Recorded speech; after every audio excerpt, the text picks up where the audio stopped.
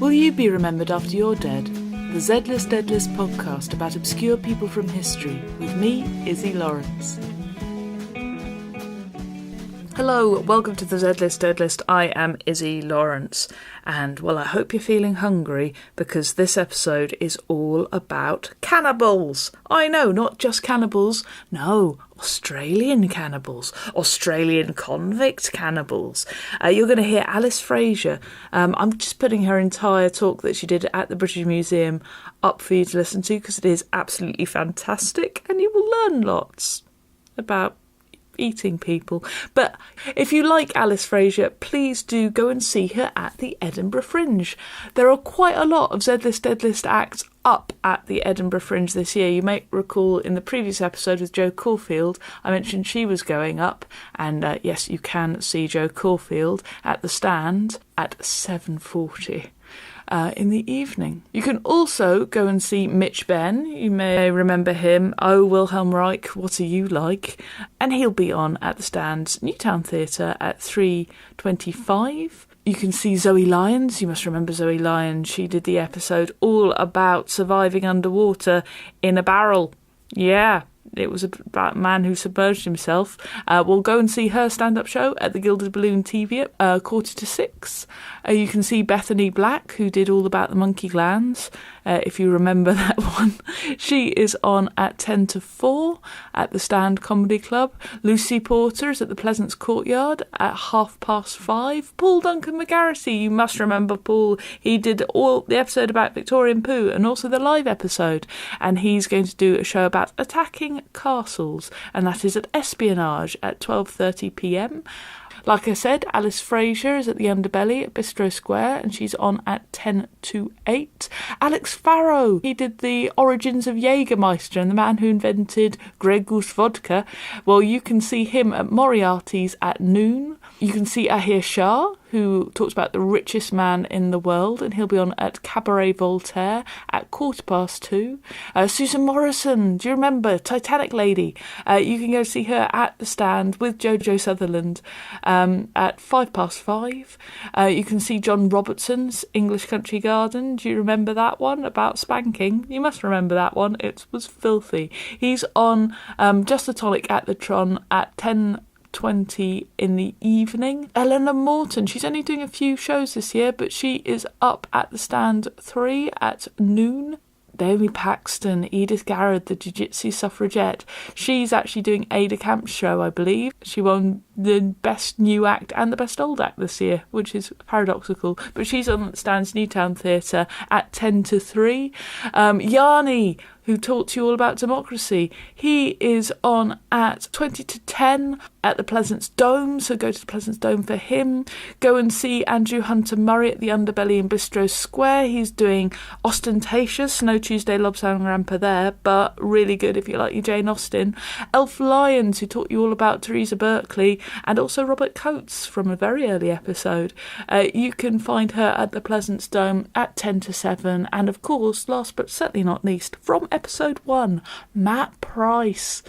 He is going to be on at the Gilded Balloon TV at 7 p.m. for an hour. If you love storytelling, he is probably one of the best in the business.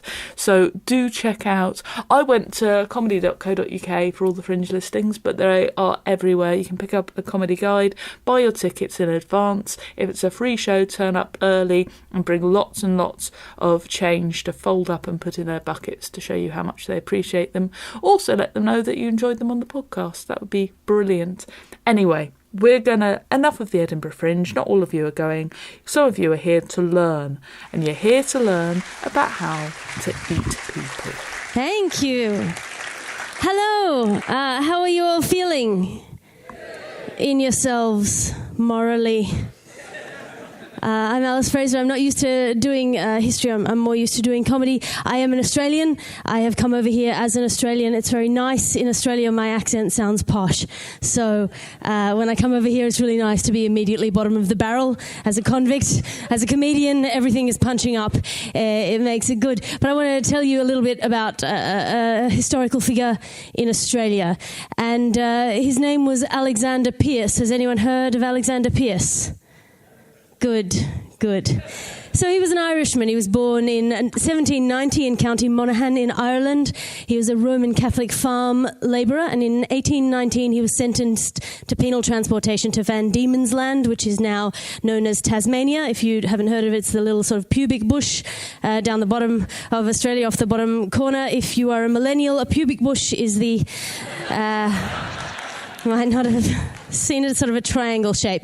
Anyway, he was sentenced to 7 years of transportation and hard labour for the theft of 6 pairs of shoes. I don't know why anyone needs 6 pairs of shoes, but he needed it enough to go to Australia. It's quite a lot of shoes to want to have. But he went over to Tasmania, and while there he committed various offences in the penal colony, and he escaped in May 1822 by forging an order that allowed him to leave the penal area. And when he was caught, he was sent to a worse penal colony, which was just basically the same but more whipping. And he decided that he was going to escape again. And so he escaped with 7 other men: Alexander Dalton, Thomas Bodeman, William Kennelly, Matthew Travers, Edward Brown, Robert Greenhill, John Mather, and an axe. The axe is important and will come in later. Literally. Greenhill, who had the axe, became the leader because he had the axe. And might is right, he had a friend, Matthew Travers, who he'd been convicted with. So they'd been sent to Macquarie Harbour together for stealing a businessman's schooner, which I think is quite nice. So this is an account of the condemned man's confession. So Pearce's confession after all of this. He said, after their departure, the party, then consisting of 5 men, lived 2 or 3... It was 7 men, but at one point 3 of them ran away. They lived 2 or 3 days on wild berries and their kangaroo jackets, which they roasted. Yum. And at length they arrived in Gordon's River, where it was agreed that while Mathers and Pearce collected firewood, Greenhill and Travers should kill Bodnam, which they accordingly did. So 15 days into the journey, the men were starving. There's dispute about whether they plotted it or whether they drew straws about who was going to be killed for food, which is an awkward dinner time conversation to have. But they axed Thomas Bodnam and ate him. And at that point, the three of the 7 decided to go back to prison because, you know, penal colonies are terrible and full of penal things, but you also don't have to eat another man's penile tissue for lunch. So you win some, you lose some.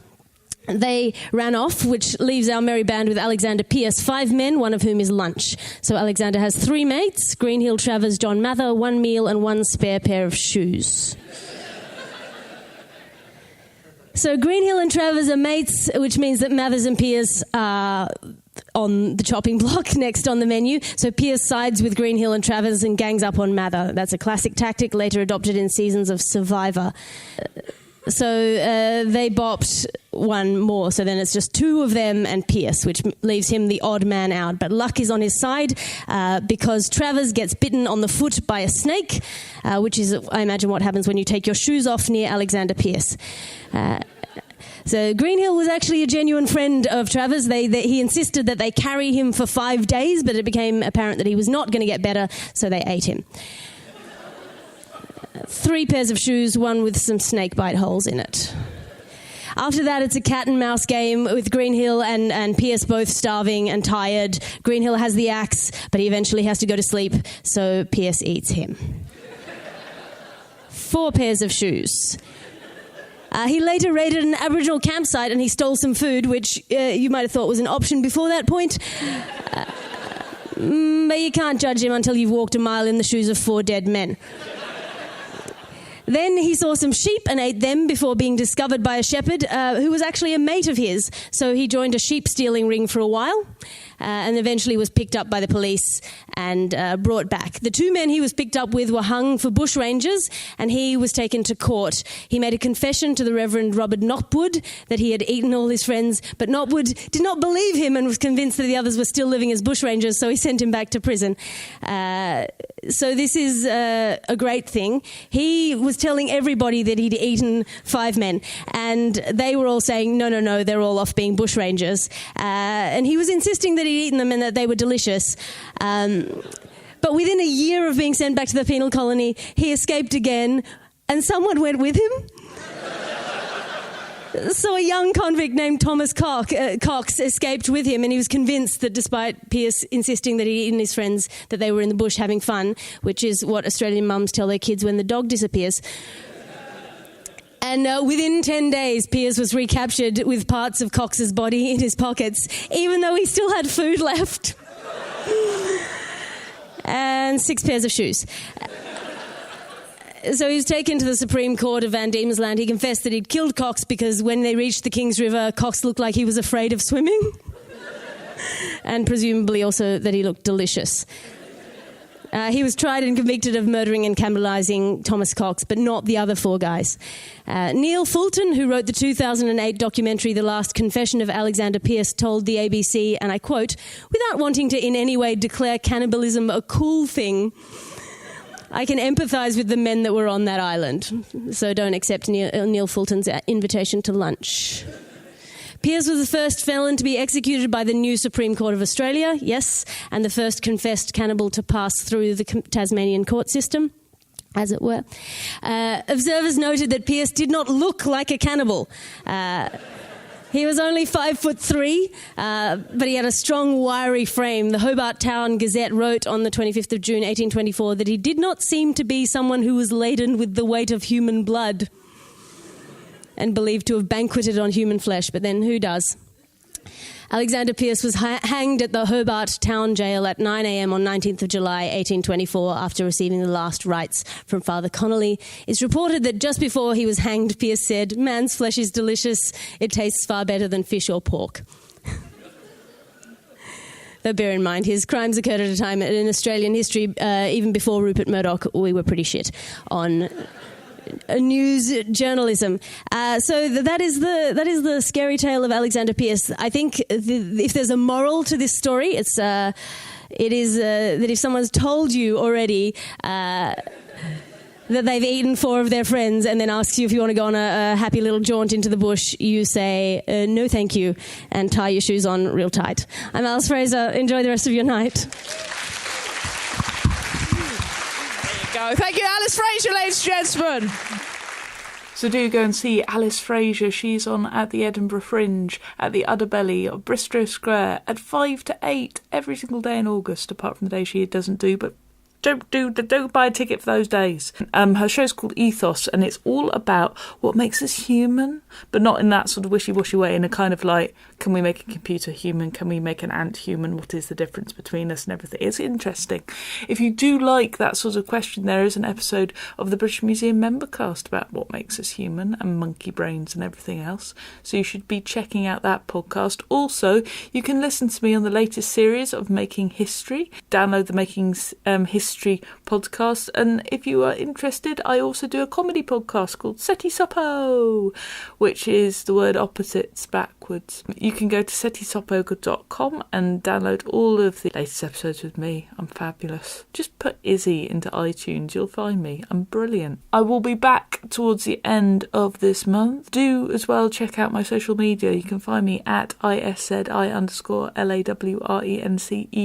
I plan you know those plans, the bestly plans of mice and men aft gang Agley. And Agley hopefully is not where these plans will be going, but I hopefully will be updating my my social medias with a bit more history, because I know that's what you guys love. So yeah, do check out my Instagram and my Twitter and my Facebook, like the Facebook page. All right then. You've been listening to the Z-List Deadlist podcast with me, Izzy Lawrence. To find out more, please visit izzy.com. That's ISZI.com. Like, share, and please do write a review of this episode if you enjoyed it. If you didn't enjoy it, share it with your enemies. Tell them it's great. They'll be bored out their heads. There you go. I will see you next month.